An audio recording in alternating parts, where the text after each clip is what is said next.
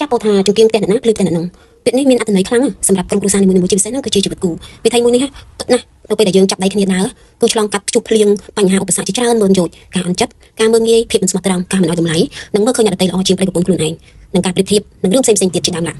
ទី1ការអន់ចិត្តកើតចេញពីការមើលរំលងការមើលបំណាំគ្នាក្នុងគ្រួសារឧទាហរណ៍ដូចជាកិច្ចការងារក្នុងផ្ទះចាប្តីមិនជួយមើលប្រពន្ធប្តីមិនជួយមើលកូនថែទាំកូនមិនជួយសម្អាតផ្ទះសម្បែងរៀបចំផ្ទះជាដើមចាក់ស្ដែងទៅស្ត្រីមានផ្ទះបងប្អូនដឹងហើយការងារក្នុងផ្ទះគឺ100មុខចាបើសិនជាប្តីមិនចេះជួយឬក៏ចាំតែមើលបំណាំទេគឺគ្រួសារនឹងគឺពិបាកតិចហើយគឺមានការអន់ចិត្តគ្នារកម្មកជាមួយគ្នាហើយអញ្ចឹងត្រឡប់មកគឺជួយគ្នាទៅវិញទៅមកដើម្បីគ្រួសារយើងទេអត់មានដើម្បីអ្នកណាទេចាទី2ការមើលងាយគ្មានអ្នកណាដឹងរឿងផ្ទៃក្នុងគ្រួសារយើងក្រៅពីខ្លួនឯងទៅប្រាប់គេទេដូច្នេះមិនបាច់ទៅត្អូញត្អែទៅរៀបរាប់ប្រាប់អ្នកដទៃឲ្យគេដឹងរឿងយើងទេទោះបែបហ្នឹងទៅធ្វើឲ្យអ្នកដទៃមើលងាយគ្រួសារយើងកាន់តែខ្លាំងឡើងមិនចាំបាច់សុំការអាណិតមិនចាំបាច់សុំការលើកទឹកចិត្តពីអ្នកដទៃទេក្រៅពីខ្លួនឯងទី3ភាពស្មោះត្រង់យើងសំដៅទៅលើការនិយាយនិងទង្វើចូលចិត្តកុហកពុតផបោកប្រាស់សូម្បីតែប្តីប្រពន្ធខ្លួនឯងក៏និយាយកុហកមានលេសពីនេះពីនោះអត់ពីមួយចូលមួយរីឯទង្វើវិញផិតក្បត់លួចលាក់មានស្រីមានទី4មិនឲ្យតម្លៃគ្នានិយាយយកល្អរៀងខ្លួនចាដាក់កំហុសម្ខាងម្នាក់ដើម្បី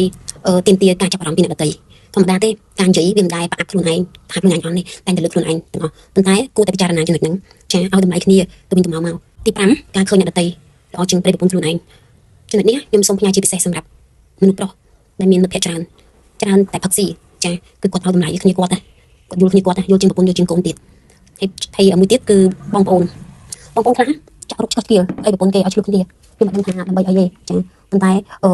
រហូតចាក់រុករហូតដល់ការលែងលះគ្នាក៏មានដែរអញ្ចឹងយើងឃើញបែបហ្នឹងយើងជាប្តីជាប្រពន្ធនេះត្រូវតែចេះការពារគ្នាទៅវិញទៅមកបើប៉ះប្រពន្ធប្តីការពារបើប៉ះប្តីប្រពន្ធការពារធ្វើបែបហ្នឹងគ្មានណាហ៊ានមកធ្វើយើងអត់បានទេសត្រូវយើងដឹងអីស្អាតទេឲ្យតែយើងធ្វើបែបហ្នឹងចាអញ្ចឹងចុងក្រោយគឺការប្រៀបធៀប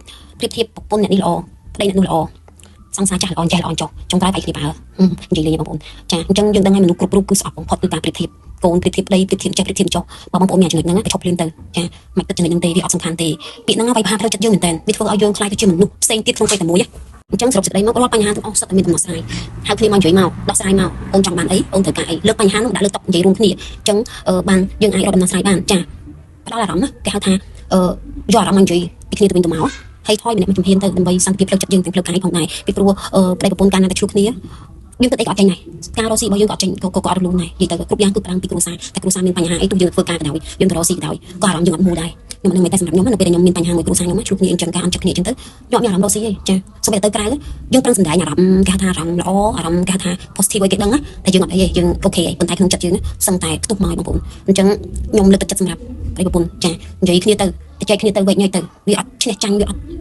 ទៅយកពៀនអីណាក្រៅពីប្រពន្ធខ្លួនឯងទេចាថយម្នាក់ជំហាននិយាយគ្នាទៅវាអត់ខុសអីទេនិយាយទៅហើយការនិយាយគ្នាទៅវិញទៅមកឬក៏ការតង់ពាក្យតង់សន្តិក៏វាមិនដឹងចាញ់ឈ្នះមកពីអីអ្នកខ្លះក៏ឆ្លុះគ្នាក៏តង់ពាក្យគ្នាណានិយាយមុនឆ្កែណានិយាយរមុនឆ្កែអាហ្នឹងខ្ញុំធ្លាប់មានអារម្មណ៍ហ្នឹងដែរប៉ុន្តែគិតតែមកវិញថាប្តីប្រពន្ធអញតែហើយជំនាញទៅឈ្នះរកអីនិយាយរកទៅថៃអញ្ចឹងសុំទោសបងប្អូននិយាយពាក្យមិនល្អទៅយាយប៉ុន្តែនិយាយចឹងមិនចេញចិត្តមែនណាគិតថាខ្លាចចាញ់អញ្ចឹងខ្លាចអន់អញ្ចឹងទៅតែត្រឡប់មកវិញថាអូយអត់ទេចាអត់មានទៅឈ្នះចាញ់អីទេព្រោះចុងក្រោយដេកហៅគ្នាដែរហ្នឹងចាចឹងកុំធ្វើចឹងអីកុំធ្វើចឹងមកប្រយោជន៍អីទេបងប្អូនចាខ្ញុំតែប៉ុណ្្នឹងទេអរគុណច្រើនបាយបាយ